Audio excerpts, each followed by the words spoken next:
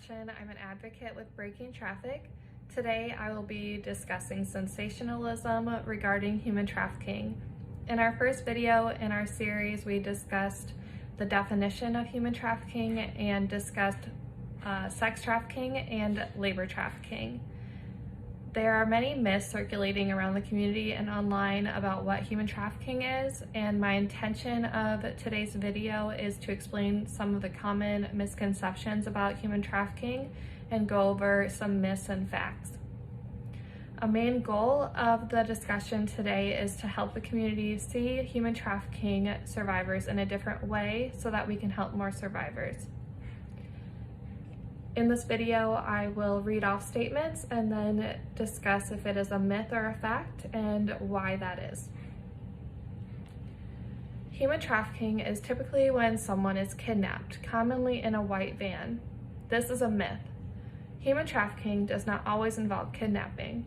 There are cases where survivors are trafficked by their family, intimate partner, spouse, or friend.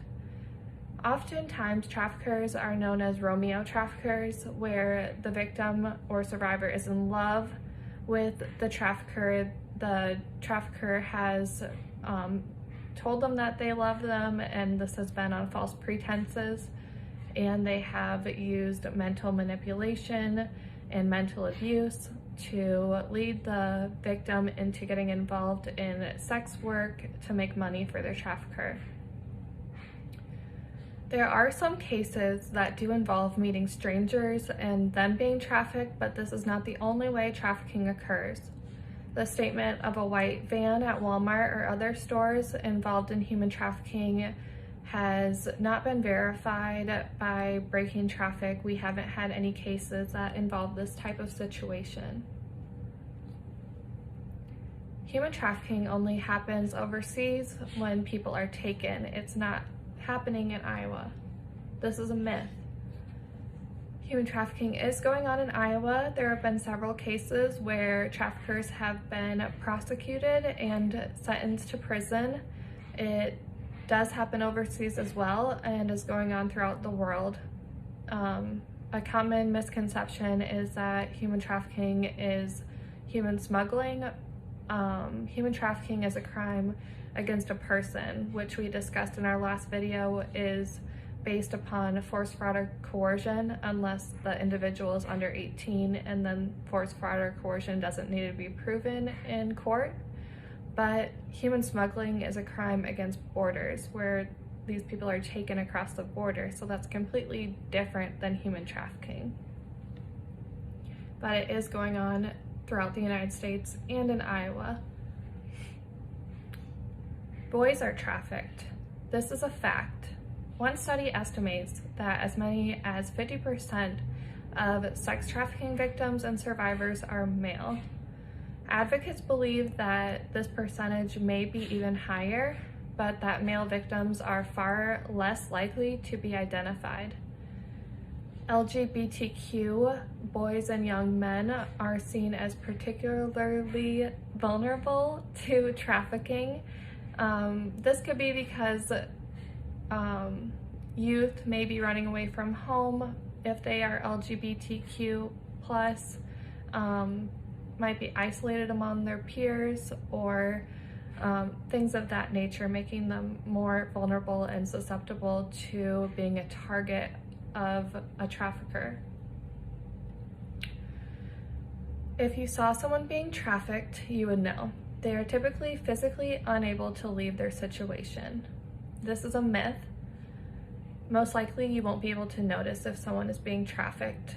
They might be able to physically leave, however, people in trafficking situations stay for reasons that are much more complicated. Some lack basic necessities to physically get out, such as transportation or a safe place to live. Some are afraid for their safety. Some have been so effectively manipulated that they do not identify at that point as being under the control of another person. Someone who is trafficked will ask for help and try to escape. This is also a myth. Many times victims don't see themselves as victims because of psychological coercion, or if they do want to get help, they may be afraid of what will happen to them if they get caught trying to leave. Oftentimes, when they're trying to leave, it's the most dangerous time for them to survive and can be deadly. It is typically men who are involved in gang activity who are traffickers. This is a myth. Traffickers can be any gender. In some instances, it's more common for women to be traffickers, such as in brothels overseas. In Iowa, there have been cases that women have been traffickers, also men. It doesn't have any gender or socioeconomic standards for what a perpetrator of human trafficking would look like. Nationally, there is also the case of Epstein, and there's a documentary on Netflix regarding this case of human trafficking, and the survivors have come forward to share their story. Human trafficking is always or usually a violent crime. This is also a myth. This is one of the most pervasive myths about human trafficking, that it always or often involves kidnapping or physically forcing someone into a situation. In reality, most traffickers use psychological means, such as tricking, defrauding, manipulating, or threatening victims into providing commercial sex or exploitative labor. In many cases, there may not be violence unless the victim does not follow the demands of the trafficker. Due to fear and coercion, there may be no violent acts in some cases. If the victim never tells the trafficker no, then they might not be physically harmed. Violence typically begins when a victim wants to get out of the situation and refuses to do what they are told by the trafficker. Human trafficking only happens in illegal and underground industries. This is also a myth. Human trafficking cases have been reported and prosecuted in industries including restaurants, cleaning services, construction, factories, and more. This is with labor trafficking cases and is seen quite often. Human trafficking is involved in the sex industry. This is a fact. Even if someone agrees to work in the sex industry, there are many situations that they can be trafficked if they are made to do something that they don't want to do. All human trafficking involves sex. This is a myth. Human trafficking is the use of force, fraud, or coercion to get another person to provide labor or commercial sex. Worldwide, experts believe that there are more situations of labor trafficking than of sex trafficking, but there is much wider awareness of sex trafficking in the US than of labor trafficking. Labor trafficking is only a problem in developing countries. This is a myth. Labor trafficking occurs in the United States and in other developed countries, but is reported at lower rates than sex trafficking. Something going around during the pandemic is that children will be trafficked more because of wearing face masks. The Iowa Network Against Human Trafficking had an article that addressed this myth. Recent social media posts have led to a heightened awareness of child sex trafficking.